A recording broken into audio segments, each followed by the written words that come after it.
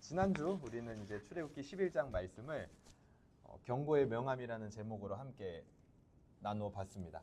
여러분 어떠신가요? 한 주 동안에 제가 대표 기도 때 얘기했던 것처럼 십자가가 하나님의 사랑과 정의의 밸런스를 온전하게 했습니다. 그러니까 하나님의 밸런스를 맞추는 게 십자가예요.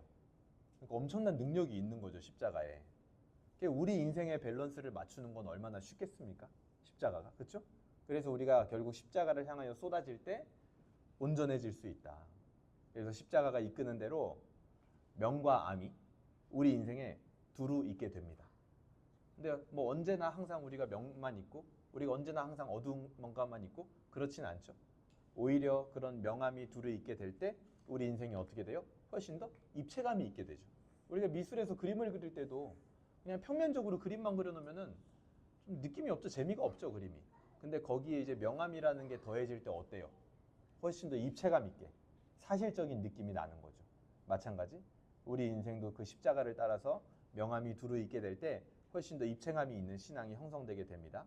그것이 결국 경고의 때에 우리를 밝은 곳에 있게 하는 하나님의 은혜가 된다라는 거죠. 오늘은 출애굽기 12장 말씀을 여호와의 밤이라는 제목으로 한번 나누어 보도록 하겠습니다. 우리 옆에 사람들이랑 한번 인사해 볼까요? 여호와의 밤. 네.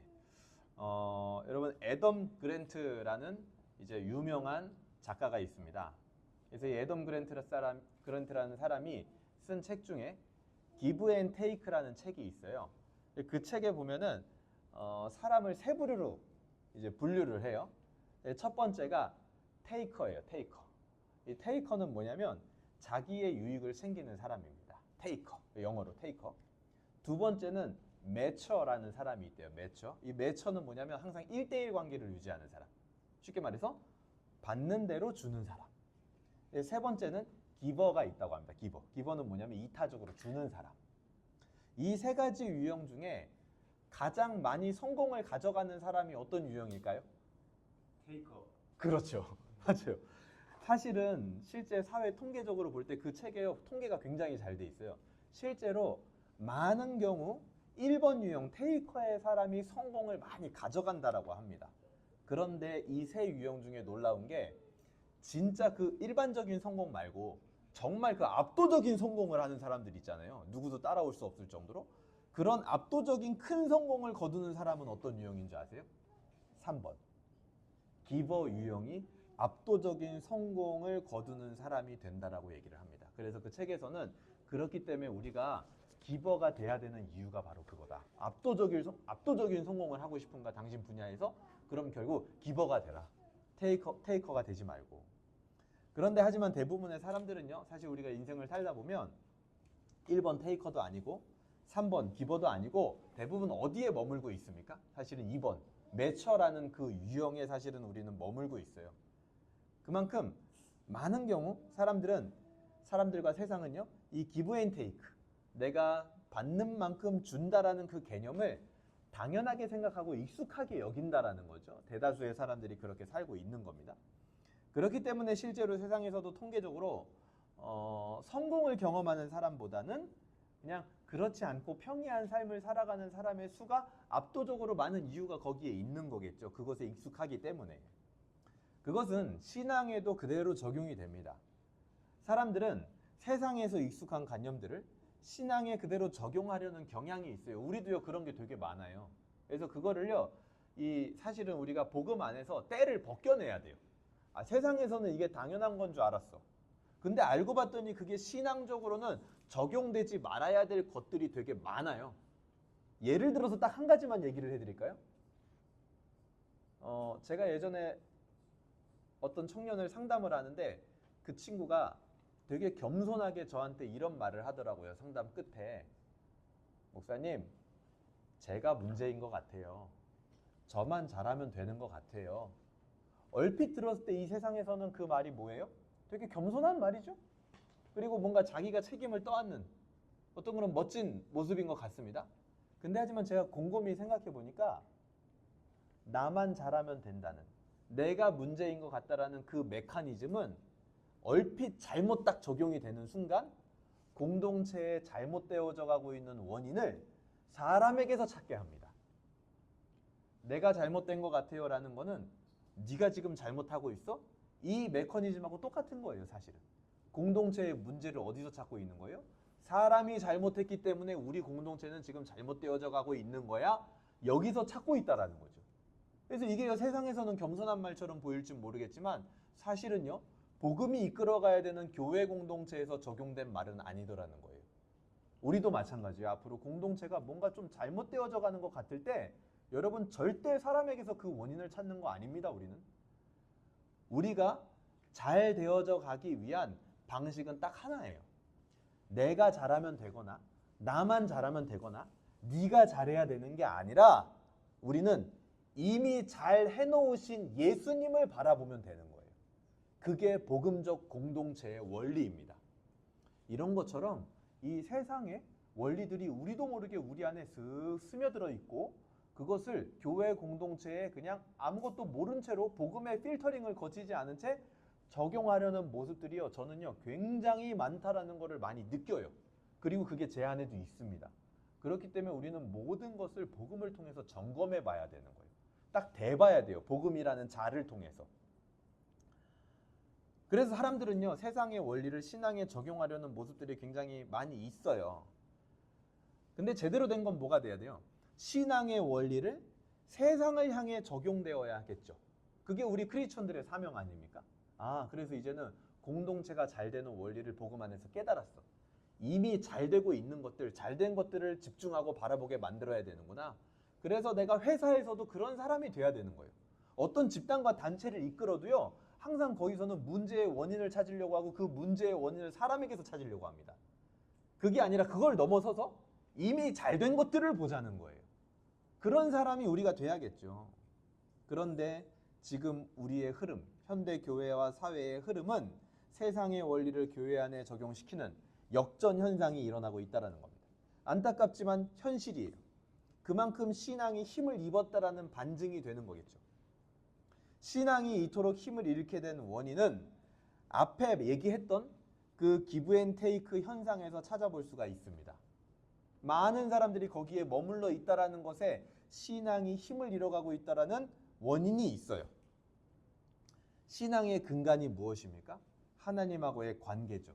근데 그 하나님하고의 관계를 기브 앤 테이크와 같은 일반 세상의 원리로 적용을 하려고 할 때 기독교의 신앙은 힘을 잃어버리고 맙니다. 왜요? 가장 중요한 것을 빼앗겼기 때문이에요. 하나님과의 관계 설정을 기브 앤 테이크로 해버렸어요. 이미.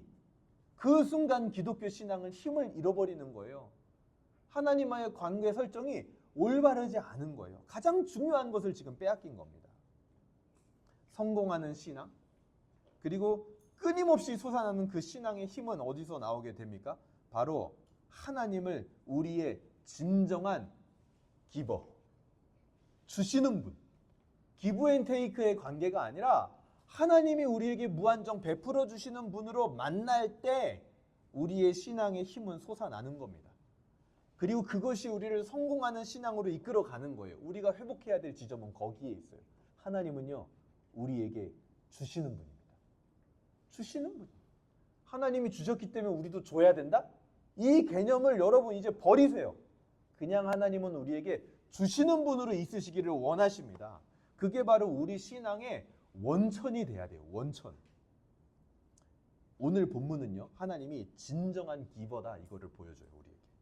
그 중심에는 오늘 말씀의 제목처럼 여호와의 밤에 벌어진 일이 있습니다. 그 일이 뭐냐? 바로 유월절이에요.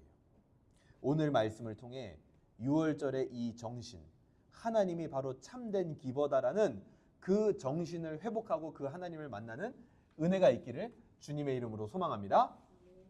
오늘은 본문이 좀 길기 때문에 우리가 한 절 한 절 다 읽을 수는 없고 제가 대략적으로 이제 단락별로 중요한 지점을 이제 찝어가면서 말씀을 나눠보도록 하겠습니다. 먼저 오늘 본문 12장의 1절부터 14절이에요. 1절부터 14절. 여기서 뭘 얘기하냐면 따라해보세요. 유월절은 무엇인가? 왜 이렇게 힘이 없지? 유월절은 무엇인가? 유월절은 무엇인가? 그 뭐 예배 시작 전에 뭐 5초간 함성 이런 거 하고 시작할까요, 우리? 그 예배는 항상 의식적으로라도 여러분 이게 즐거움을 끌어올려야 됩니다. 여러분 하물며 이 무대 공연하는 MC들도요, 이 뮤지컬 배우들도요, 아니 하물며 말 안 하는 모델들도요, 그 우리나라의 유명한 디자이너 그 지 무슨 이름으로 시작하는 디자이너가 있거든요. 근데 우리나라 모델들이요, 그 디자이너 쇼에 쓰는 게 막 다 꿈이래요. 근데 그 디자이너가 하는 쇼에 가면은 전통적인 그 모델들의 습관이 있는데 그게 뭐냐면 모델 그 워킹 이제 공연 시작되기 전에 뒤에서요 모델들이요 막 함성을 질러요 막 와 하면은 그 이제 그 패션쇼 분위기가 막 다 끌어오르는 거예요. 근데 그게 원래 다른 데는 없어요. 그냥 그 쇼에서만 특이하게 있는 퍼포먼스거든요. 근데 그게 사람들에게 가져오는 그 어떤 감정의 끌어오름이 있다라는 거죠. 이 예배는요, 아니 하물며 세상 공연과 패션쇼도 그럴진데 저도요 예배 올 때요 일부러 제 마음을요 기쁨 쪽으로 자꾸 끌어당기려고 노력을 합니다. 다윗도 뭐라 그랬어요? 내 영혼아 여호와를 송축하라. 이렇게 명령하잖아요. 자기 영혼에게. 마찬가지요. 우리도요. 아, 막 나 예배 드리는 게 힘들고 싫고 오늘따라 예배 드릴 기분이 아니야. 그럴 때 그냥 이렇게 생각하세요. 난 예배 드리고 싶은 사람이야. 난 예배를 이 세상에서 가장 좋아하는 사람이야. 난 예배가 너무 기대돼. 그렇지 않아도 좀 한 번쯤은 그렇게 해보세요. 그러면 하나님이 그때 여러분 마음에 작용하실 줄로 믿습니다. 저도요 그렇게 하고 올 때가 많아요. 다시 한번 따라해 볼게요. 유월절은 무엇인가? 유월절은 무엇인가? 네. 2절 볼게요. 이 달은 너희에게 달의 시작 곧 해의 첫 달이 되게 하고 하나님이 모세와 아론을 불러서 이렇게 얘기해요. 이 달, 지금 이 달, 우리가 사는 요 달 있잖아요. 1, 2, 3, 4, 5, 6, 7, 8, 6월, 7월, 8월 하는 그 달을 너희의 시작의 달, 너희 1년의 시작이 되게 해라 라고 얘기를 합니다. 하나님의 백성은 이제 모든 기준이요 재정립되는 거예요. 하나님이 뭐부터 일단 재정립하세요? 시간부터 새롭게 기준을 설정하시는 겁니다. 이전에 이스라엘에게 있어서 시간이라는 건요 그다지 의미가 없는 거예요. 왜요? 바로의 통제하에 있는 시간을 살아갈 때 그들에게 시간이라는 건 뭡니까? 그저 고된 노역의 반복일 뿐이에요. 과거에도 현재에도 미래에도 모두 고생스러운 삶의 연장선일 뿐입니다. 오늘날 세상을 살아가고 있는 사람들이 그런 시간의 통제를 받고 있지 않아요? 그들에게 과거, 현재, 미래는 뭔 소용이 있어요? 그냥 모든 게 직장의 기준이에요.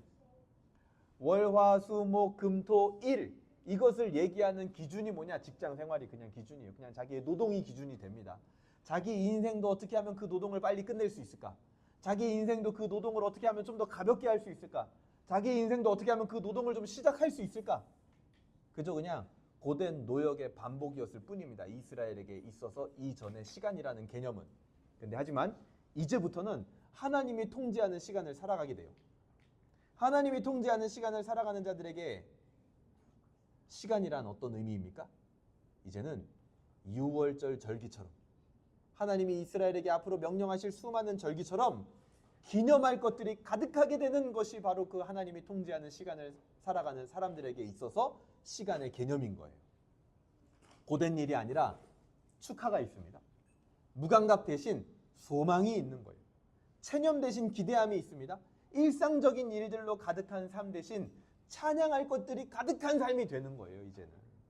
그래서 그 시간부터 하나님은요, 이제 이스라엘에게 하나님의 백성으로서 재정리를 시키는 거예요. 너희에게 시간은 이런 개념이야. 너희에게 음식 먹는 것이라는 건 이런 개념이야.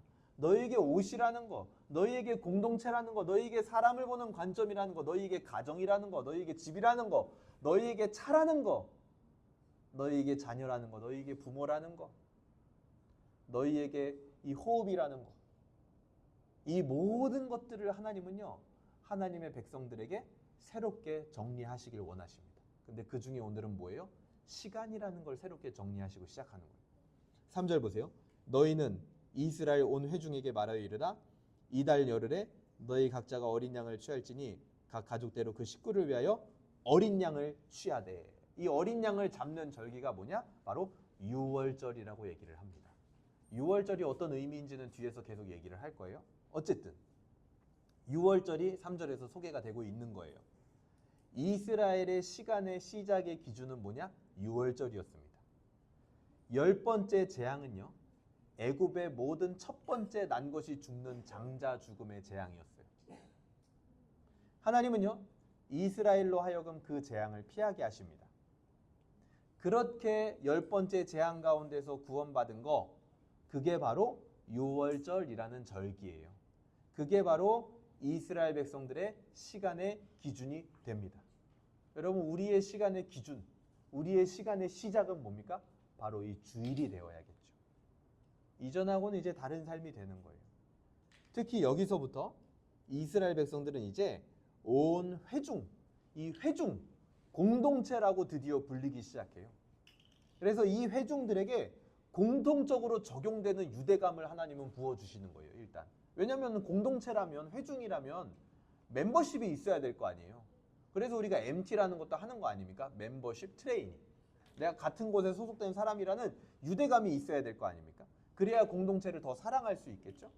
근데 이 이스라엘 백성들에게 주어진, 가장 먼저 주어진 그 공동체의 유대감 무엇입니까? 바로 유월절이에요. 유월절. 교회의 공동체도 유대감이 있어야 돼요. 그 유대감이 뭐가 돼야 될까요? 바로 구원이라는 은혜의 유대감, 주일 예배라는 이 은혜의 유대감, 이것이 우리 안에 끊임없이 공통적으로 적용돼야 돼요. 그래서 여러분, 교회의 멤버십이 어떻게 갖추어질 수 있느냐? 여러 가지 시도들을 우리는 많이 합니다. 근데 제일 중요한 건 제가 봤을 때는 다 같이 은혜를 받아본 경험이 있어야 돼요. 다 같이 눈물 흘리며 기도하고 예배하고 찬양해 본 경험이 있으면 서로 잘 몰라도 멤버십이 형성이 돼요. 그런데 같이 은혜 받아본 경험이 없으면 멤버십이 아무리 잘 형성돼 있고 서로 간에 잘 알아도 유대감이 형성이 안 됩니다. 곧 멤버십이 형성이 궁극적으로 안 돼 있는 거예요. 아무리 서로 간에 잘 알아도요. 자식의 상황, 재산 상황, 성격, 뭐 그 사람의 지금 여러 가지 뭐 우여곡절들 다 알아도 함께 은혜 받아본 경험이 없으면 안 돼요. 교회는 반드시 그 시간이 필요합니다. 그게 교회의 멤버십이에요. 이스라엘 회중에게도 하나님은요, 그 시간들을 주시는 거예요. 바로 유월절이라는 멤버십. 그러면서 같이 양을 잡아보고 문 설주와 문 인방에 피도 막 발라보고 막 죽음의 재앙이 막 왔다 갔다 할 때 같이 막 덜덜 떨면서 집 안에 숨어 있어 보기도 하고, 그 시간들을 주는 거죠. 그래서 우리가 이런 시간들이 사실은 굉장히 귀한 거예요. 이제 이후에 오시는 분들은 여기에 의자도 있고 앞뒤로 시트지도 발라져 있고 블라인드도 쳐져 있고 조명도 이쁘게 만들어져 있고 간판도 달아져 있고 그런 상태에서 오시겠죠. 이 상황을 모르겠죠. 그럼 이 상황에 있는 이 유대감은요, 여기 있는 우리들만 사실은 공유할 수 있게 되는 거예요. 그래서 이 하루하루의 시간들이요, 굉장히 귀한 거죠. 4절 보세요. 그 어린 양에 대하여 식구가 너무 적으면 그 집의 이웃과 함께 사람의 수를 따라서 하나를 취하며 각 사람이 먹을 수 있는 분량에 따라서 너희 어린 양을 계산할 것이며. 이게 무슨 말이에요? 가족의 수가 어떤 집안은 적단 말이에요. 그러면 예를 들어서 어린 양 하나를 잡았어. 그러면 둘이서 그거 어떻게 다 먹습니까? 그렇죠? 많잖아요. 그렇게 될 경우에는 옆집과 함께 해서라도 같이 이제 뭐 예를 들어서 6명, 7명을 딱 맞춰가지고 어린 양 하나 딱 잡아서 먹으면은 딱 맞으니까 어쨌든 누구든지 이 유월절 의식에 빠지면 안 된다. 이거를 지금 강조하고 있는 겁니다. 하나님. 5절 보세요. 너희 어린 양은 흠없고 1년 된 수컷으로 하되 양이다 염소 중에서 취해라. 여기서 흠없는 이라는 말은 완전한, 완벽한, 오늘 요즘 유행하는 말로 하면 갑벽한 흠없는 어린 양이 바로 유월절 어린 양의 조건이었습니다. 그러니까 양이든 염소든 중요한 건 뭐냐? 정결한 거. 그게 핵심이에요. 정결한 게 이들의 먹을 양이 되어질 수 있다는 겁니다. 그게 조건이에요. 그거를 6절 보세요. 이달 연 나흘 날까지 간직하였다가 해질 때 이스라엘 회중이 그 양을 잡아라. 그러니까 지금 6월절이 있는 달이 이제 1월이에요. 우리로 치면 첫째 달이 되는 겁니다. 그때 열흘이 됐을 때 1월 10일이 됐을 때 양을 한 마리를 고르라는 거예요. 흠없는 양을, 정결한 양을 골라요. 그래서 그거를 연 나흘 14일까지 가지고 있습니다. 한 보름 정도 될 때까지 가지고 있다가 14일 밤에 그 어린 양을 잡으라는 거예요. 그래서 어떻게 하느냐? 7절. 그 피를 양을 먹을 집 좌우 문설주와 임방에 바르고 이렇게 나옵니다. 양을 잡아서 문설주는 문 옆에 있는 양 옆에 기둥이에요. 문 임방은 뭐냐면 문 위쪽입니다. 거기에 바르라는 거예요. 자, 문에 요 끝에 바르라는 거예요. 문 중간에 이렇게 찍 바르는 게 아니라 문 끝에 바르래요. 근데 어떤 표식을 하려면은 문 중간에 바르지 않겠어요? 우리 보통? 그렇죠? 예를 들어서 이 집이 죽일 집이다. 동그라미. 뭐 이 집이 죽일 집이 아니다. X 하면 더 쉽잖아요. 근데 요 문 임방과 문 설주에 바르라는데 이 말씀에 핵심 포인트가 있어요. 끝에 바르라는 거예요. 끝에. 제사장 예식에서 보면요. 제사장에게 피를 발라야 되는데 어디에 바르라고 하냐면 귓부리와 엄지손가락과 엄지발가락. 어디에 바르라는 거예요? 끝에 바르라는 거예요. 그리고 제사 의식에서도 피를 주로 어디에다 뿌리냐면 향단 뿔. 뿔은 어디예요? 끝이죠. 끝. 항상 피는요. 끝에다가 바르거나 뿌려야 돼요. 이 끝이 의미하는 게 뭐냐면 중요한 부분을 의미합니다. 끝은요. 다 중요한 부분이에요. 목숨과 직결된 부분입니다. 우리 몸의 끝이 어디예요? 머리. 그 머리를 자르면 어떻게 돼요? 죽어요. 여러분 끝, 발 한쪽이 없다고 생각해봐요. 굉장히 불편하게 됩니다. 손이 없다고 생각해봐요. 굉장히 불편함을 겪어요. 끝은요. 중요한 부분을 의미해요. 적대적인 세력과 싸움이 났을 때 가장 먼저 그 적군이 그 상대방을 치는 곳이 어디냐? 끝부분을 치려고 해요. 팔을 자르든지 다리를 자르든지 아니면 머리를 자르든지. 굉장히 중요한 부분입니다. 생명과 직결된 부분이기 때문에. 그곳에다가 뭘 바르는 거예요 지금? 피를 바르라는 거예요. 집안의 제일 중요한 곳은 어디예요? 그 문 임방과 문 설주예요. 그 부분이 없으면 안 돼요. 거기가 제일 중요한 부분이라는 것을 상징하는 곳에 피를 바르는 겁니다. 우리 신앙에서도요 중요한 지점들이 있습니다. 그 중에서도 가장 중요한 것은 다른 게 아니에요. 기독교 신앙의 가장 중요한 지점은 우리가 어떻게 구원을 받은 존재들이냐. 그거예요. 그것을 적들은 먼저 칩니다. 우리의 신앙을 흔들려고 할 때. 가장 먼저 우리에게 흔드는 부분이 뭐냐면 내가 어떻게 구원받았는지 둘 중에 하나예요. 그 구원을 의심하게 하거나 오해하게 하거나 그 구원 자체를 잊어버리게 합니다. 어떻게 구원받았는지를 잊어버리게 해요. 내 구원이 무엇으로부터 시작된 것인지 확실하게 우리는 피를 뿌리듯 거기에다 표시를 해놔야 됩니다. 우리 마음에. 그래서 잊지 말아야 돼요. 그거를 잊어버리는 순간 우리는 신앙의 가장 중요한 것을 잊어버리게 되는 거예요. 여기 6월절에는 그리고 또 어떻게 해야 되냐면 먼저 거기 피를 바르고요. 8절 보세요. 그 밤에 이제 모든 일이 진짜 그 세속적으로도 그러잖아요. 역사는 밤에 일어난다고. 여기 진짜 이 6월절하고 무교절이요. 전부 밤에 있는 일이에요. 이게 보세요. 8절.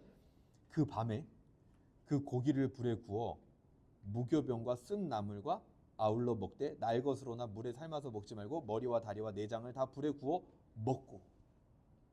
내장을 어떻게? 불에 구워 먹고. 곱창? 곱창을 좋아하시는 분들에게 희소식? 내장은 불에 구워 먹으래. 이게 왜 그럴까? 6월절 밤에는요 쓴 나물과 고기를 먹었습니다. 근데 쓴 나물을 먹는 이유가 여기 명확하게 안 나와요. 그런데 고기를 물에 삶아 먹지 말아라.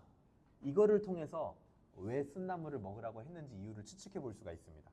고기를 물에 삶지 말라는 거는 우리가 그냥 언뜻 생각하면은 뭐예요? 수육이나 뭐 샤브샤브? 이런 느낌이 나잖아요. 근데 이게 원어로 보면 되게 어려워요. 왜냐면 이 원어 같은 단어가 물에 삶다라는 이 단어가 다른 곳에서는 어떻게 돼 있는 줄 알아요? 고기를 굽다 이렇게 번역돼 있어요. 완전 정반대죠. 삶는 거랑 굽는 건. 어떤 곳에서는 삶다 이렇게 돼 있고요. 어떤 곳에서는 또 어떻게 돼 있는 줄 알아요? 불로 삶다 이렇게 돼 있어요. 이게 뭔 말이야? 불로 삶는 게 뭔 말이에요 도대체? 그렇게 다양하게 지금 번역이 돼 있어요. 같은 히브리어 단어인데. 근데 이걸 전반적으로 용례를 다 찾아보면 어떤 느낌이 딱 오냐면 이게 뭐냐? 요리하다. 이 정도로 보는 게 딱 맞아요. 요리하다. 즉 날 것으로도 하나님은 먹지 말라고 했지만 그것도 안 될 일이에요. 네, 하지만 배탈 나니까 안 되죠. 네, 하지만 요리를 해서 먹는 것도 지금 안 된다라고 얘기를 하는 거예요. 즉 6월절 밤에 너희가 여유롭게 무슨 요리를 해가지고 먹는 거 안 된다. 즉 그만큼 지금 상황이 어떻다? 시급하다. 급한 느낌을 가져야 된다. 이런 관점에서 쓴 나물도 해석할 수 있겠죠? 나물이 왜 쓸까요? 조리를 안 하면 쓰죠. 그냥 있는 그대로 여기 길에 있는 거 뜯어 먹어봐요. 쓰죠. 안 씻고. 모든 나물은 무치고 간을 하고 양념을 해야 맛있잖아요. 그냥 먹으면 써요.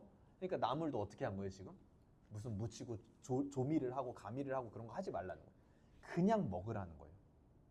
심지어 이 내장을 불에 구워 먹으라는 거, 율법에서는요 내장을 먹지 말라고 돼 있습니다. 그렇죠?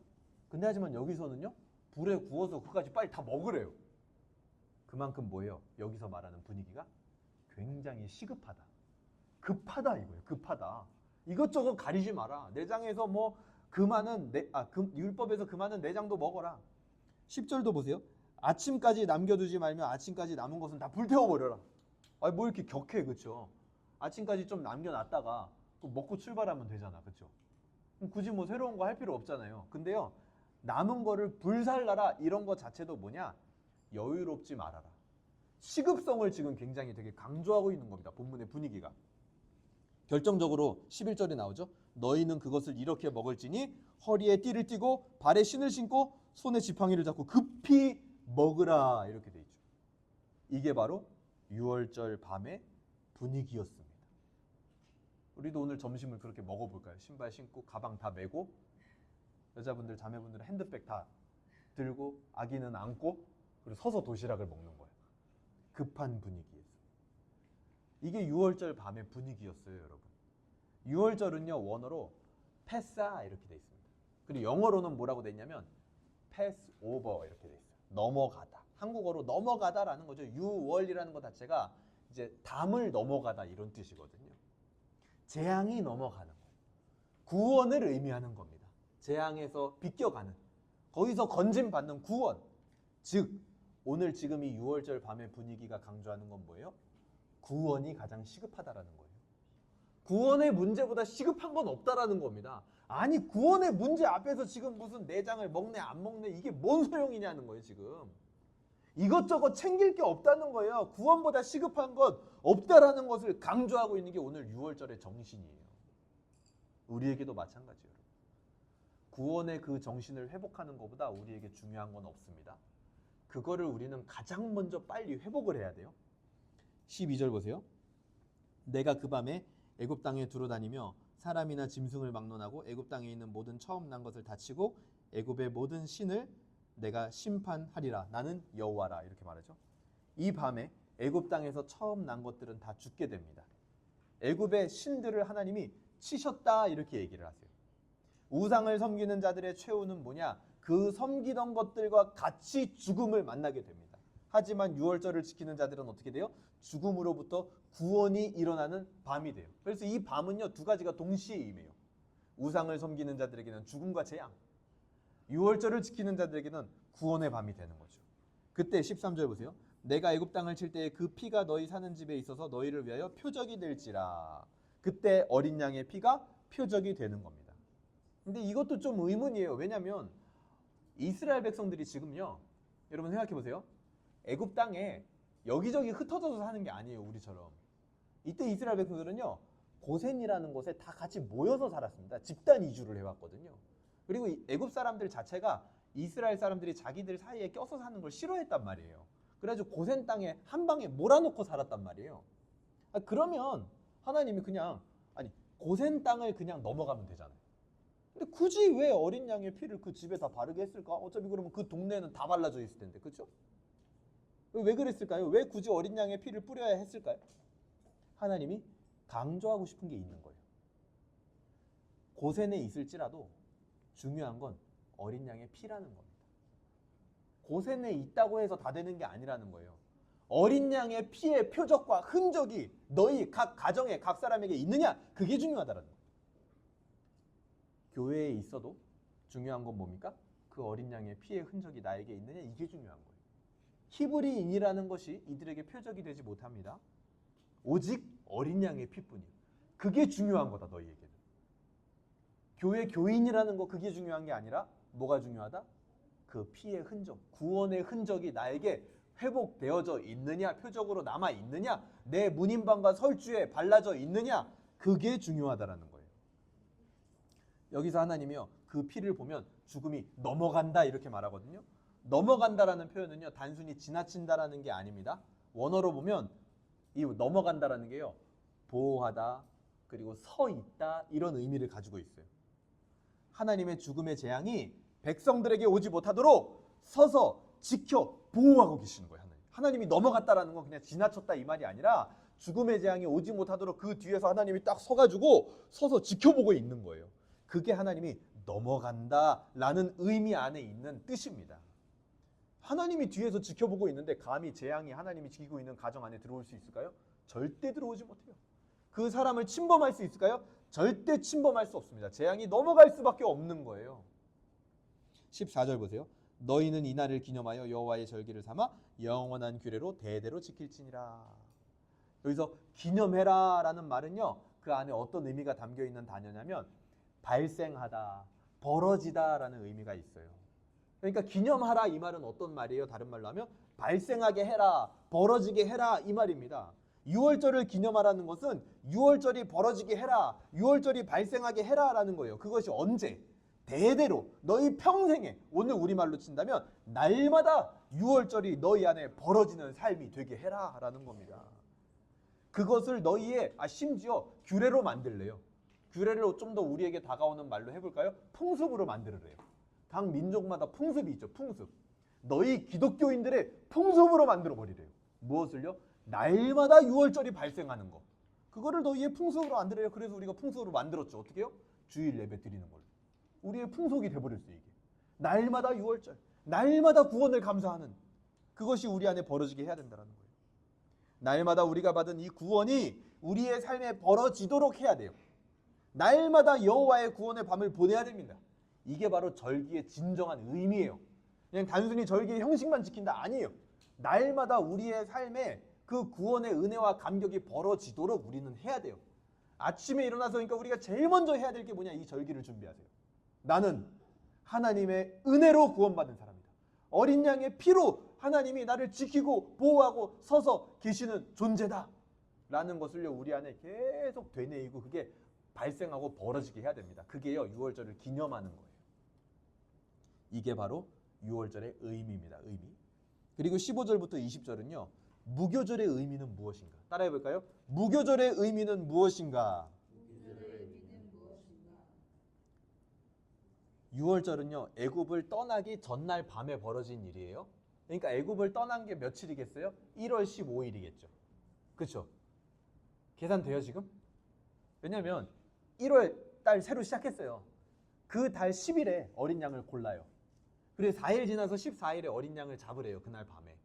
그 어린 양을 잡고 나면 그날 밤에 재앙이 임한단 말이에요. 그리고 그 다음날 출애굽이 일어나요. 6월절은요, 출애굽하기 전날 밤에 벌어진 일이에요. 시급해요. 이제 출애굽해야 되니까. 구원보다 급한 건 없는 거예요. 근데 무교절은 뭐냐면 이제 그 애굽을 이제 나가야 돼요. 그 나가는 본격적인 준비를 어떻게 하느냐, 이게 무교절 안에 담겨져 있는 의미입니다. 6월절이 구원 자체를 묘사하고 있다면 무교절은 뭐냐면 구원받은 사람들이 준비해야 될 삶의 태도, 살아가는 태도, 그들의 태도, 거기에 맞춰져 있는 거예요. 15절의 핵심이 있는데요. 너희는 이래 동안 무교병을 먹을지니 그 첫날의 누룩을 너희의 집에서 제해라 이렇게 나오죠. 핵심은 누룩을 넣지 않은 빵을 먹어야 된다. 그러니까 빵에 누룩을 넣으면 안 된다. 누룩이 뭐예요? 이스트죠. 효모. 그거를 넣으면 안 된다라는 거예요. 이것을 무교병이라고 합니다. 우리 그 성찬식에 참여해 보신 분들은 알죠. 그 딱딱한 빵 있잖아요. 그거예요. 맛있어요? 맛없어요? 맛없어. 저는요, 그거를 항상 입에 넣을 때마다 정말 예수님의 살이 이랬지 않았을까 그 생각을 해요. 채찍 맞고 물도 못 마시고 십자가에 달려서 물과 피를 다 쏟으셨으니 얼마나 메말랐을까. 이게 정말 나를 위한 살이고 피구나, 그렇게 생각이 들더라고요.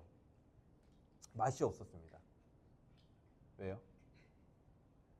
그런데 그것을 지키지 않으면 심지어 어떻게 했느냐, 이스라엘에서 끊어지도록 했어요. 그만큼 이 무교절을 지키는 게 중요하다라는 겁니다. 누룩을 제하는 것이 이 무교절의 핵심인데 이것을 바울은 고린도전서 5장 6절에서 8절에 뭐라고 얘기를 했냐면 유월절 어린 양을 생각하며 너희 묵은 누룩을 내버려야 된다 이렇게 얘기를 했어요. 뭐라고요? 유월절 어린 양을 생각하며 묵은 누룩을 내버려야 된다. 그러니까 바울은요 지금 뭘 얘기하는 거예요? 지금 이 애굽 때 지켰던 출애굽할 때 지켰던 무교절을 얘기를 하고 있는 거예요. 묵은 누룩을 내버려야 된다. 유월절 어린 양을 생각하면서 이제 구원받은 백성들의 삶의 태도는 뭐냐? 묵은 누룩과 같은 옛날의 그 태도를 버려야 됩니다. 특히 애굽에서 있었던 우상을 섬기던 습관대로 하나님을 섬기는 그 옛 습관 그거를 버려야 돼. 이거는요 단순히 그냥 옛날에 세상에 살던 어떤 삶의 모습을 버립니다 이게 아니라 애굽에서 우상 숭배하던 그 습관대로 하나님을 섬기게 될 거란 말이에요. 그게 그들의 관념이기 때문에 아까 처음에 말한 대로 초두에 말한 대로 세상에서 겪어왔던 공동체의 문제 해결 방식대로 교회의 문제를 해결하려는 방식이 습관과 그런 어떤 경향이 우리에게 있단 말이에요. 그러니까 이스라엘 백성들은 애굽에서 신을 그래도 섬겨왔단 말이에요. 우상 숭배지만 그 습관대로 하나님을 이제 섬기려는 모습이 나올 거란 말이에요. 그게 뭐냐? 이들이 버려야 되는 묵은 누룩이에요. 그거를 버려야 된다는 거예요. 그게 무교절의 핵심입니다. 그래서 이전에는요 이스라엘 백성들이 일을 해야 보상을 받는 시스템이었어요. 근데 하지만 무교절 때는 뭐라고 합니까? 16절 보세요. 너희에게는 첫날에도 성회요 일곱째 날에도 성회가 되니 너희는 이 두 날에는 아무 일도 하지 말고 각자의 먹을 것만 갖춰라. 이전에는 일을 해야 보상받는 시스템이었어요. 우상을 숭배하는 것도 마찬가지예요. 우상도요 어떤 시스템으로 작동하냐면 무언가를 해야만 그 대가를 주는 시스템이었습니다. 하지만 이제는 그런 습관들을 버려야 돼요. 누구를 섬길 때는? 하나님을 섬길 때는. 하나님은 그런 메커니즘과 그런 시스템으로 일하는 분이 아니거든요. 마찬가지로 우리도요. 나의 경건으로 하나님의 환심을 사려는 그 습관과 묵은 누룩을 버려야 돼요. 경건은요. 하나님의 환심을 사기 위한 것이 아닙니다. 하나님과의 교제가 즐겁기 때문에 경건해져 가는 거예요. 세상을 섬기듯이 등수 매기듯이 스스로를 평가하고 신앙을 재단하고 하나님과의 관계를 기브앤테이크로 전락시키면 안 된다라는 거예요. 그 모든 게 다 묵은 누룩이에요, 여러분. 교회 안에서도요. 누가 더 잘하네, 누가 더 못하네, 누가 더 믿음이 뛰어나네, 누구 신앙은 저러네, 이터네, 저러네. 그런 모든 묵은 누룩을 우리는 버려야 돼요. 세상의 습관들을 교회 안으로 가져오면 안 됩니다. 이게 바로 무교절의 정신이었어요. 그리고 21절부터 28절까지는 드디어 첫 유월절을 이스라엘 백성들이 지키게 됩니다. 근데 이 첫 유월절을 이제 이스라엘 백성들에게 지키려면 보세요. 아까 처음 단락에서 유월절의 정신을 하나님이 모세한테 먼저 말해줬잖아요. 그럼 모세가 들었죠. 그럼 그거를 이스라엘 백성들한테 가서 이제 첫 유월절 지킬 때 말을 해줘야 될 거 아니에요. 설명을 해줘야 될 거 아니에요, 모세가. 근데 여기서 모세가요. 왜 그런지 모르겠는데 되게 압축적으로 얘기를 해줘요. 그러니까 막 예를 들어서 하나님은 뭐 쓴 나물도 먹지 말고 고기는 불에 구워 먹고 복장은 이렇게 허리를 동이고 신발 신고 막 이렇게 먹어라 자세하게 얘기해 주잖아요. 근데 모세는요 그런 거 다 각설하고 딱 두 가지만 강조합니다. 첫 번째가 뭐냐면 어린 양의 피. 그게 중요하다. 핵심이다. 쓴 나물, 복장 규정 그런 것도 중요하지만 그런 것들은요 유월절을 절대 무효로 만들 수 없어요. 근데 하지만 어린 양의 피는 달라요. 그게 없으면 유월절은 취소가 됩니다. 유월절은 없는 거예요. 어린 양의 피가 없어요. 구원도 소용이 없어요. 구원 못 받아요. 어린 양의 피가 없으면. 그래서 이 어린 양의 피를 굉장히 강조해요. 두 번째는 뭐냐? 두 번째로 강조하는 게 되게 특이한 걸 강조해요. 뭐냐면 자녀들이 이 유월절에 대해서 물어볼 거다. 이거를 강조를 합니다. 그래서 유월절 구원의 의미를 너희가 설명해야 될 거다. 왜 구원의 의미가 중요한지 너희에게 그것이 왜 중요한 건지를 자녀들에게 알려줘야 될 거다. 이거를 준비해라. 이렇게 모세가 강조를 합니다. 여기서 신앙교육에 중요한 지점이 있는 거예요. 때때로 우리는요. 신앙교육도 굉장히 왜곡되게 할 때가 많아요. 하나님이 주시는 구원, 우리가 겪은 구원의 특별함을 말해줘야 되거든요. 근데 이 신앙이라는 거 하나님과의 관계를 기브앤테이크로 가르칠 때가 굉장히 많다라는 거예요. 그럼 그런 아이는요. 하나님이 그런 분인 줄 알아요? 교회 안에서도 그런 식으로 신앙생활을 합니다. 기브앤테이크로. 영원히 기버가 될 수 없는 그런 길로 인도하게 된다라는 거죠. 우리는요, 하나님이 우리에게 주신 구원의 특별함을 얘기를 해줘야 돼요. 우리의 힘이 아니라 어린 양의 피로써 이 모든 것이 가능해졌고, 하나님과의 관계는 기브 앤 테이크가 아니라 온전히 하나님께서 구원의 은혜를 주셨기 때문에 시작되었다, 이 관계가. 그렇기 때문에 세상을 섬기듯 하나님을 대하지 않아도 된다. 그거를 아는 게 왜 중요한지를 말해줘야 돼요. 그거를 모르면요, 하나님과의 관계도 엉망진창이 돼버려요. 하나님한테 잘 보이려고 신앙생활 한다니까요. 하나님 앞에서도 줄 세운다니까요. 그거를 모르면 엉망이 돼버려요. 그러면 어떻게 돼요? 신앙의 힘을 잃게 됩니다. 그러면 어떻게 됩니까? 세상의 원리를 가지고 와서 공동체를 섬기고 내 신앙도 정리를 하게 돼버리는 거예요. 그래서 신앙에 힘이 없고 신앙이 매너리즘으로 빠져들어가게 되는 겁니다. 이게 바로 모세가 강조한 첫 번째, 두 번째 강조점의 중요성이에요. 23절 보세요. 여호와께서 애굽 사람들에게 재앙을 내리시고 지나갈 때 문 임방과 문 설주의 피를 보시면 여호와께서 그 문을 넘으시고 멸하는 자에게 너희 집에 들어가서 너희를 치지 못하게 할 것임이니라. 하나님이 그렇게 문 임방과 문 설주의 피를 바른 거, 왜 그런 방법을 쓰셨다라고 아까 제가 얘기했죠? 딱 한 가지의 이유는 니들이 어떻게 구원받았는지 그거 확실하게 알아라. 그거를 기억하게 하기 위해서요. 우리가 잊지 말아야 될 건 뭐냐면 바로 이 구원의 은혜성입니다. 은혜성. 우리는 어린 양의 피로 구원받은 거예요. 다른 걸로 구원받은 거 절대 아니다라는 걸 하나님이 알려주려고 일부러 이렇게 하는 겁니다. 그냥 고센 땅 전체를 넘어갈 수도 있지만 구원의 은혜성을 강조하는 거죠. 25절 너희는 여호와께서 허락하신 대로 너희에게 주시는 땅에 이를 때에 이 예식을 지킬 것이라. 이 예식을 지키라고 할 때 이 예식은요, 원어로 보면 노동이나 일, 서비스라는 뜻을 가지고 있습니다. 그래서 이런 예식을 지키게 될 수 있는 것 자체가 먼저는 하나님의 서비스, 하나님의 은혜가 있었기 때문에 이제는 이스라엘 백성들이 유월절도 지키고 무교절도 지키고 자녀들에게 이야기도 해줄 수 있게 된 거죠. 종교개혁자들이요, 이 예배에 대한 의식이 어땠냐면요, 이와 같았습니다. 종교개혁자들이 예배를 뭐라고 불렸을까요, 여러분? 우리는 지금 하나님 앞에 이렇게 하나님을 높이는 행위를 예배라고 부르잖아요. 그렇죠? 종교개혁자들은 뭐라고 불렀을까요? 맨 처음 독일에서 종교개혁이 일어났을 때 독일어로 예배를 카톨릭이 드리던 미사라고 할 수 없으니까 이름을 바꿔야 되잖아요. 미사 드리는 게 아니니까 바꿨어요. 뭐라고 바꿨냐? Gott es Dienst 이렇게 바꿨습니다. 독일어로 Gott가 뭐냐면 하나님이란 뜻이에요. S는 이제 그냥 동사입니다. 비동사 같은 거. Dienst가 뭐냐면 서비스라는 뜻이에요. 예배를 뭐라고 불렀다고요? 하나님의 서비스라고 불렀습니다. 그래서 그 전에 로마 카톨릭의 미사는요, 지극히 인간 중심이에요. 인간이 무엇을 받느냐, 인간이 무엇을 드리느냐, 인간이 뭘 하느냐, 하나님 앞에서 이 중심이에요.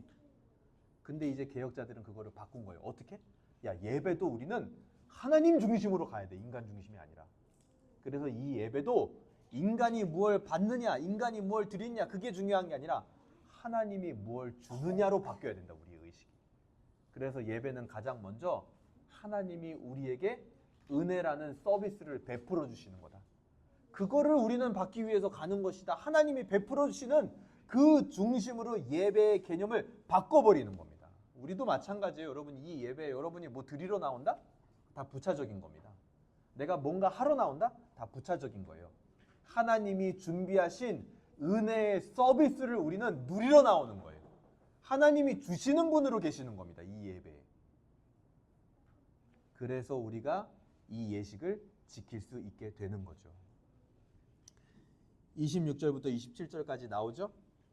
이후에 너희 자녀가 묻기를 이 예식이 무슨 뜻이냐 하거든 물어본다라는 거예요. 그래서 6월절은 이제 이스라엘 백성들의 정체성의 시작 지점이 됩니다. 그래서 자기들의 정체성을 설명할 때 반드시 6월절을 이야기했어야 됐어요. 우리의 시작도 바로 뭡니까? 구원입니다. 은혜로 받은 구원. 그것은 오늘 본문의 표현대로 한다면 재앙을 내리실 때 하나님이 구원하신 거예요. 재앙을 내리실 때.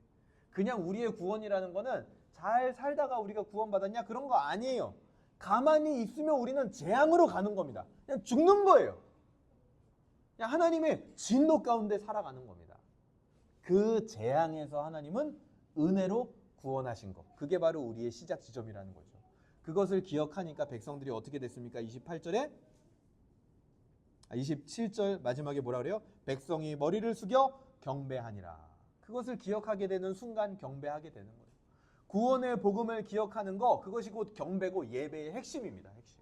우리가 어떻게 구원받은 존재인지. 그리고 29절부터 36절까지는 마지막 재앙, 장자 죽음의 재앙이 그려집니다. 그래서 29절부터 30절에 보면은 이 장자 죽음의 재앙이 얼마나 참혹했는지가 그려져요. 하나님의 유월절이 없는 애굽 사람들의 결론입니다. 은혜로 구원받은 그 경험이 없는 사람들의 결론이 바로 다 이런 거예요.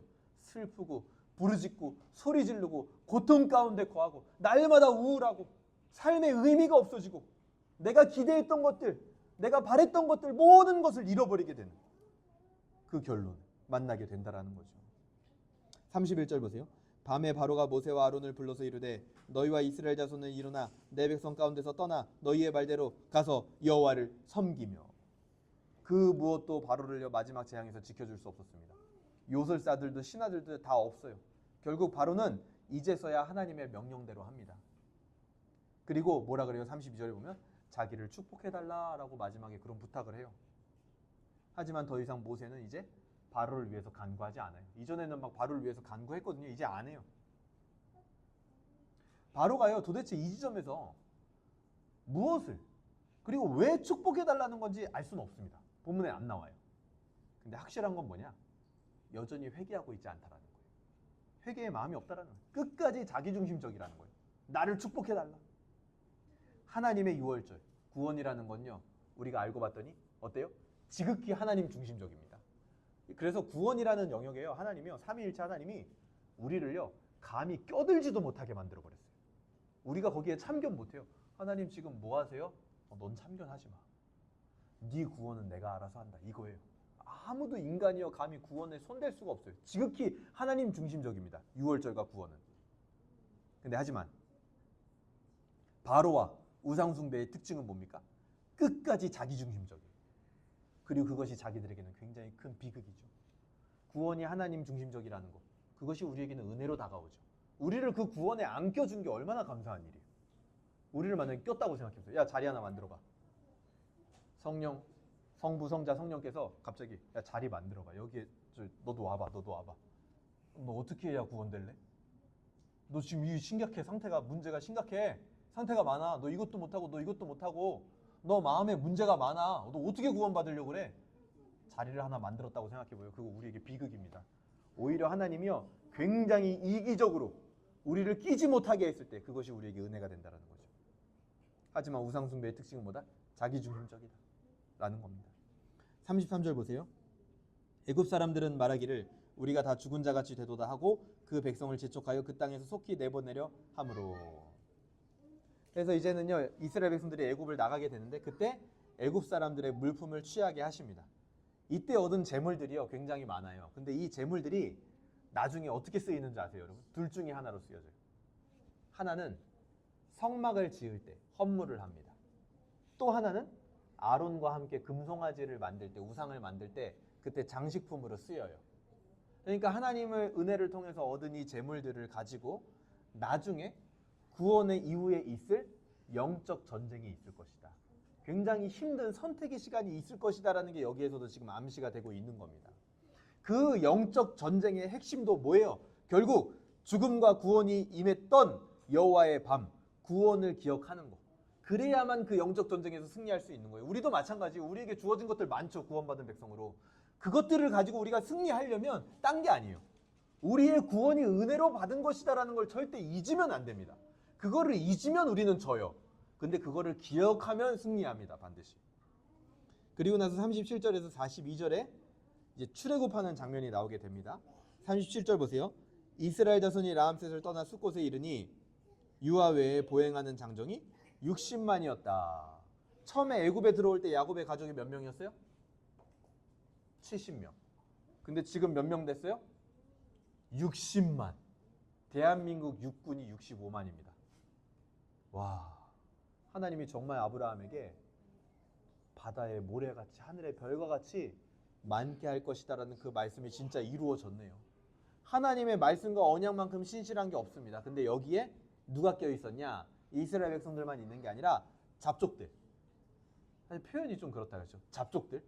근데 이 잡족들이 누구를 말하는 거냐면은 단순히 애굽 사람만 말하는 게 아니라 그 당시 애굽은 강대국이란 말이에요. 이스라엘 백성들처럼 거기 들어와가지고 포로돼 있는 노예 생활하던 다른 외국인들이 있었을까요, 없었을까요? 있었겠죠. 애굽에 있었던 다른 외국인들, 그런 잡족들이 여기에 같이 함께 껴서 출애굽을 하게 됩니다. 그러니까 이 사람들은요, 목적이 이스라엘 백성들처럼 어떤 유월절, 뭔가 막 구원 이런 게 아닐 수도 있어요. 근데 하지만 정말 좋은 기회를 은혜로 만난 사람들인 거죠. 누구 때문에? 이스라엘 백성들에게 베풀어주는 하나님의 은혜 때문에.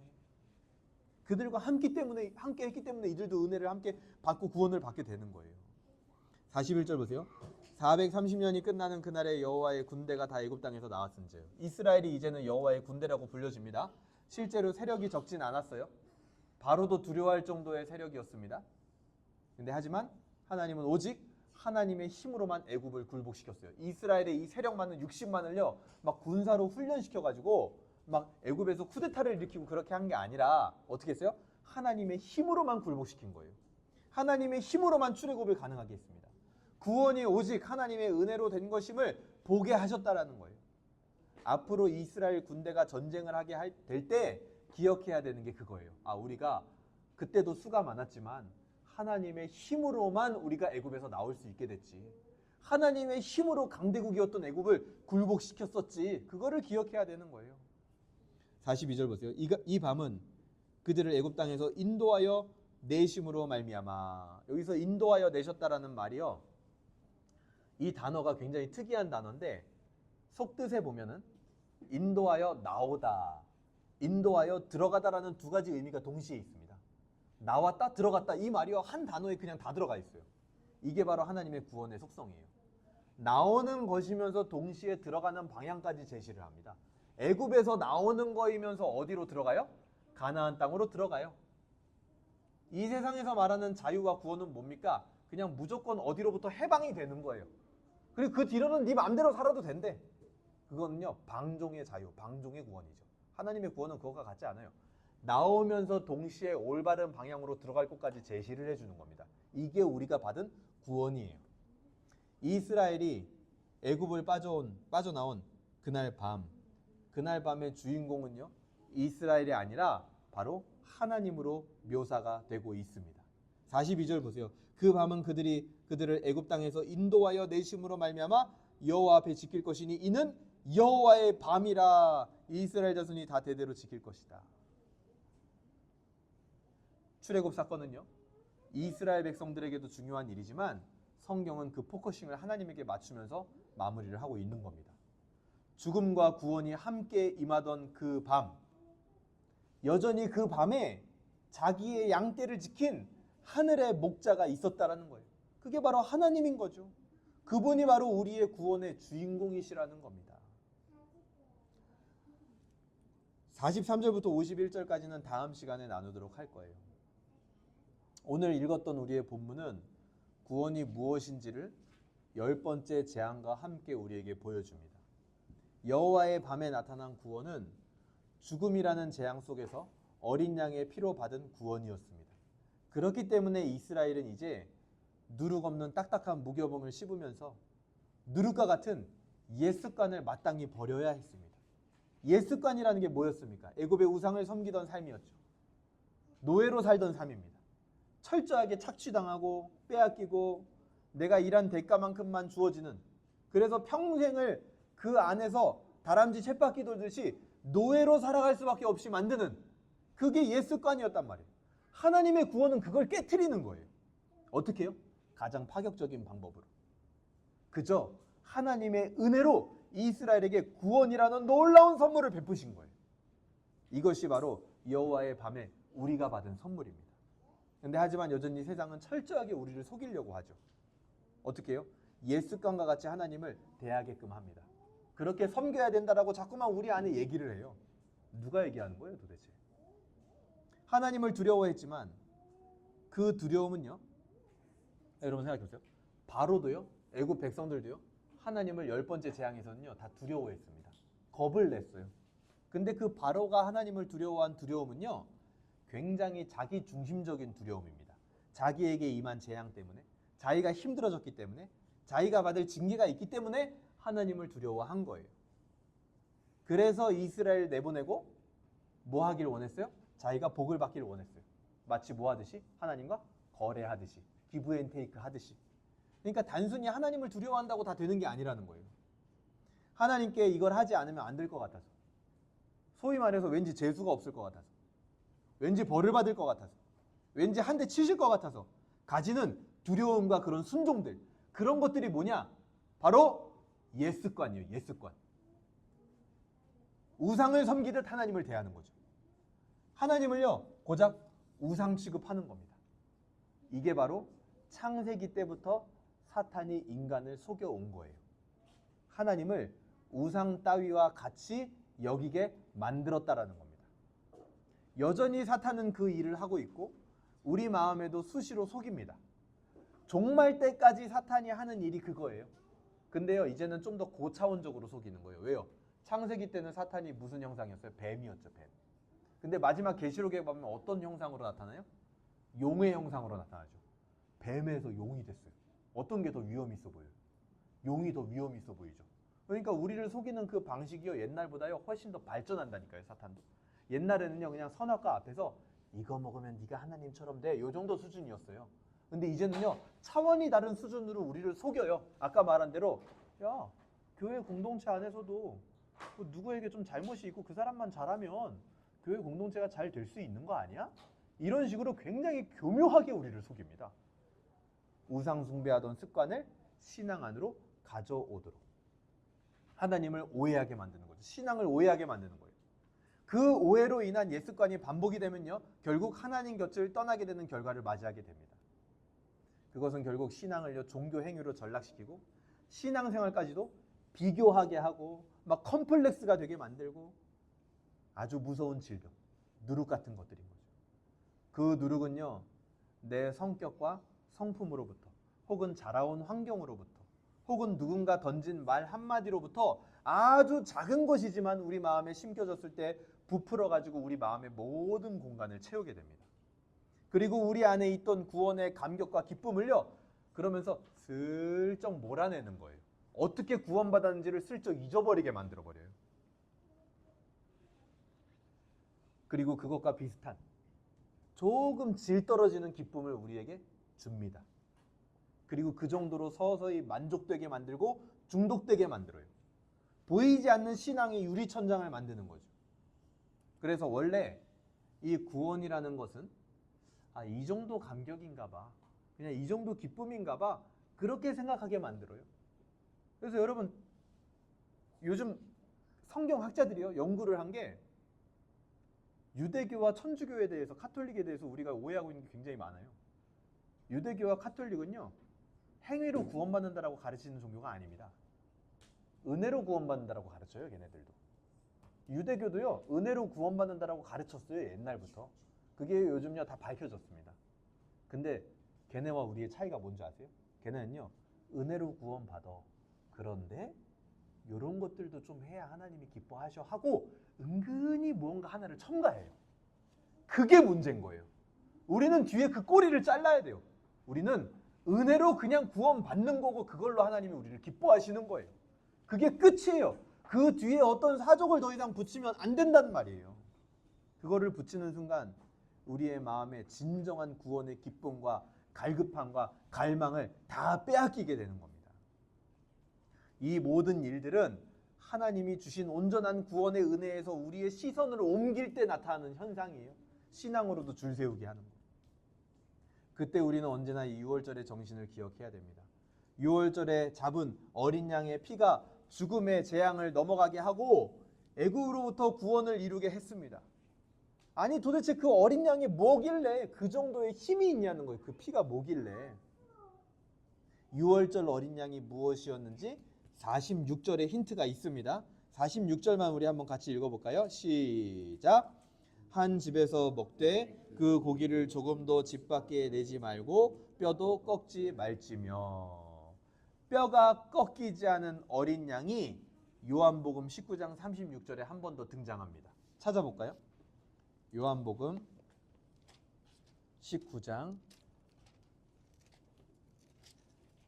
36절. 요한복음 19장 36절 같이 읽어보겠습니다. 요한복음 19장 36절 시작. 이 일이 일어난 것은 그 뼈가 하나도 꺾이지 아니하리라 한 성경을 응하게 하려 함이라. 이 일, 예수님의 뼈가 꺾이지 않은 그 일. 옛날에 십자가에 달린 죄수들은요, 반드시 군사들이 와서 다리뼈를 꺾었습니다. 왜요? 다리뼈를 꺾어야 몸이 밑으로 축 처지면서 호흡이 어려워지면서 지식해서 빨리 죽거든요. 근데 예수님은요, 다리뼈를 꺾기도 전에 이미 죽으셨어요. 그래서 뼈가 꺾이지 않았어요.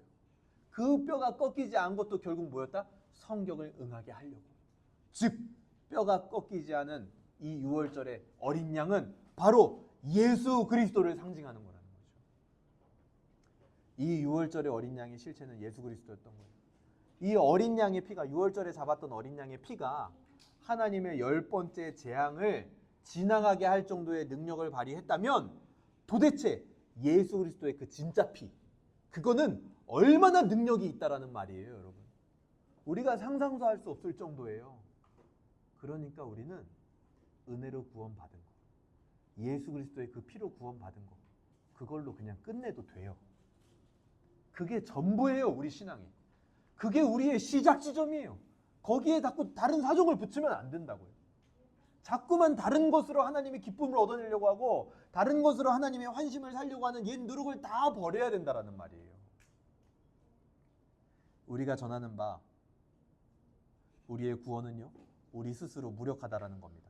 그렇기 때문에 우리는 하나님을 통해 온전해졌음을 얘기해야 됩니다. 바로와 같이 어떤 재앙에도 완악하고 자기중심적으로 사고하고 살 수밖에 없는 우리가, 정말 그 이스라엘 백성들하고 같이 따라 나왔던 그 잡족들 있잖아요. 아무것도 모르고 같이 따라 나왔던 자격 없었던 그 잡족들이 바로 우리였단 말이에요. 그런데 예수님께서는 그런 잡족들, 죄인들의 친구가 되어주셨습니다. 여러분, 당시에 예수님이, 집중해서 보세요. 세리와 창녀들의 친구가 됐다 그러잖아요. 이게 우리가 너무 고급스럽게 성경을 읽어서 그렇죠? 오늘날 예수님이 오셔서 사회적으로 문제가 있었던 극악무도한 범죄자들의 친구가 되어주셨다, 같이 식사를 하셨다? 아마 우리 받아들이기 힘들 겁니다. 진짜로. 내가 생각하는 저놈은 진짜 쳐 죽일 놈이야. 저 사람은 진짜 나쁜 사람이야. 그 사람들의 친구가 돼준 거예요, 예수님. 그 사람들만 딱 모아놓고 같이 밥을 먹고 있어. 내가 막 뉴스 보면서 욕했던 그 사람, 내가 막 싫어했던 그 사람, 모든 사람이 비판했던 그 사람하고 예수님은 친구가 되어주신 거예요. 근데 그것 때문에 잡족 같은 우리가 구원받았다라는 거예요. 그것이 바로 은혜의 구원. 그거를 읽는 순간 우리는 구원도요, 딱 바운더리를 정해놔요. 저런 사람은 우리 교회 오면 안 돼. 저런 놈은 우리 교회랑 안 어울려. 저 사람은 교회에 오려면 조금 시간이 더 지나야 돼. 우리 마음대로 판단해버리는 거예요. 저 사람은 우리 교회와 어울려, 안 어울려. 저 사람은 좀 교회에 오려면 때가 더 있어야 될 것 같아. 그거를 누가 결정하는데? 구원은요, 은혜로 임하는 겁니다. 그래서 우리도 잡족 같았지만, 죄인이지만 구원받은 거예요. 오늘 말씀을 어떻게 적용할 수 있을까요? 여호와의 밤에 일어났던 일들을 생각해 보세요. 첫 번째는 구원의 은혜성입니다. 우리 안에 죽어가던 구원의 은혜를 먼저 회복해야 됩니다. 구원은 선물이에요. 그 누구도, 어떤 사람도 자기 능력으로 얻어낼 수 없습니다. 그래서 기쁜 소식이에요. 얼마나 다행인지 모릅니다. 그 은혜를 되새겨서 날마다 여호와의 밤이 되시길 바랍니다. 두 번째는 구원의 시급성이에요. 구원보다 급한 건 없어요. 이런 구원의 은혜성과 선물이 얼마나 시급히 옛 습관 속에 있었던 자들에게 전해져야 하는지, 얼마나 지금도 하나님을 오해하고 있는 자들에게 전해져야 하는지 우리는 날마다 되새겨야 되는 거예요. 시급해요. 그들에게 빨리 알려줘야 돼요. 아직도 하나님을 오해하면서 신앙생활 하는 사람들 너무 많다니까요. 그들은 아직도 재앙이 임하는 여호와의 그 밤을 보내고 있습니다. 불안하게.